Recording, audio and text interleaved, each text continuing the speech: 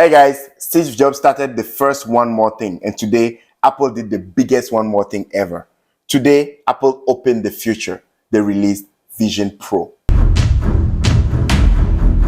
Vision Pro is Apple's answer to AR. Everybody has been talking about it. The internet was lit, augmented reality. It is here. Apple is going to let us buy it starting what? January next year? Yeah, they say early next year, kind of blurry. Yeah, so that's January to March. I hope it's not going to be like that wireless charging thing that never came up. But I think this is a serious product. It's already live on their website in the Vision panel. And yeah, today we're just going to talk about it quickly, tell you about the various stuff in there. So we have design. Well, the design is modular. That means that it comes with, I think, 4 or 5 parts that you have to combine. And each of those parts can be adapted to your face and the shape of your head and everything so that you have the best experience possible.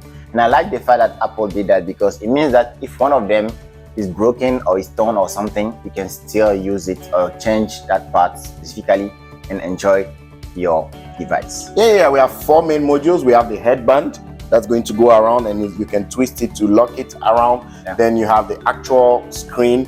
Then you have the thing that protects the light around you so that there's no light that comes in when you're watching the screen. And then the last thing is the battery. The battery is connected by MagSafe with a cable that goes by your side like that into your pocket.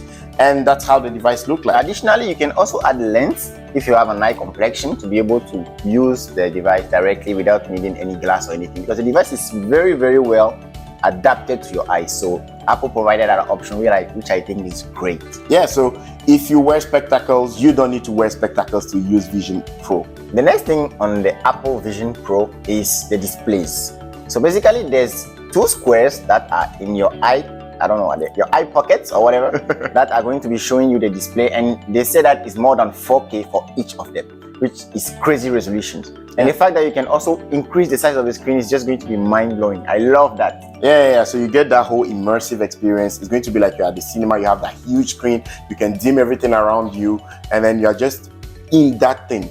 And Apple even gives you the ability to have a screen, like a curved screen all around you. It's going to be mind-blowing if it's exactly how they spoke about it. And let's talk about 3D movies. Imagine how 3D movies are going to be interactive, bro. Dude, we are going to be swerving things all over. And then there's even going to be, I know, zombies. Zombies are going to come out of the TV. Sharks are going to come out of the TV. This is going to be crazy. I mean, the spatial audio, you might actually feel somebody moving from this side or that side, oh my god. But there was one thing I wasn't sure about for the spatial audio. I don't know if you'll be able to use AirPod Max and then that the whole device will be clunky on your face because you have your AirPod Max, or at least if the AirPods Pro can go in so that you can have that active noise cancellation. So I think it will be a good fit if you're using it outside. But I think inside, their fit might be good. The integration into the ecosystem. So obviously the whole WWDC was about continuity. So you can look at the screen of a Mac and then just project it out and then make it bigger and work from maybe a 65-inch, a 75-inch MacBook Pro. I think we're gonna have to wait for that. How does it treat FaceTime? Yeah, FaceTime, basically, when you receive the device, you have to scan your face with it. So when you scan your face with it, it creates this avatar of you that is projected when you are FaceTime with somebody with that device. Because obviously, the person cannot see your face because the camera is inside or outside the device.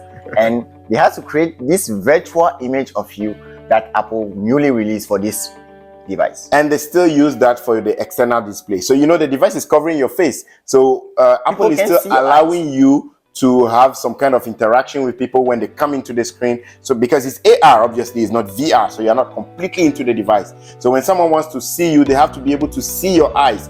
And when that's happening, Apple actually displays that avatar, just the eyes portion. And I don't want to imagine what's going to happen when people are going to put Sharingans into it, red eyes, blue eyes, etc. Well, I don't know how Apple is going to treat this. They released this new ID that's called Optic ID that you use to unlock the device. But now, if I give my device to somebody like Igor, right?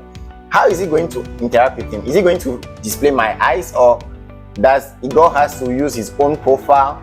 How is he going to do that? I'm still waiting to see how they are going to do that. That's unanswered right now because we don't know if it supports multiple profiles and then I can log in and you can log in and everybody can just do something else. We don't know yet. For the interaction with the device, Apple has gestures. So there's a lot of sensors, about 12 cameras, Yes. 6 microphones. There are 5 sensors. yeah, and then there are eye tracking stuff all over the place.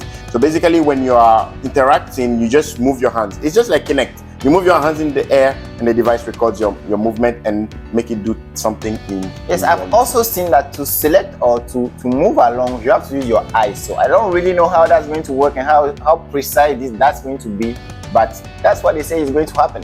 And I've also seen that they said we are going to be using virtual keyboards. What? Yes, virtual keyboard. Just put your hands down and type, or type in the air.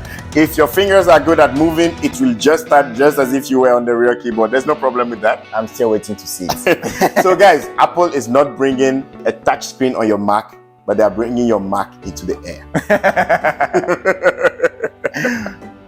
All right, guys, that was the important stuff about the Vision Pro, the Apple Vision Pro.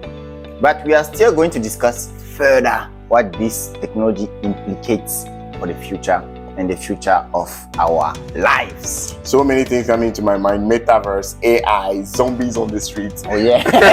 Talking to a virtual person, creating a virtual avatar. I mean, we are basically going into Ready Player One right now. Yeah, so Apple is really enabling the next generation of the web with this Vision Pro, and stay tuned to learn more and to know more. On that note,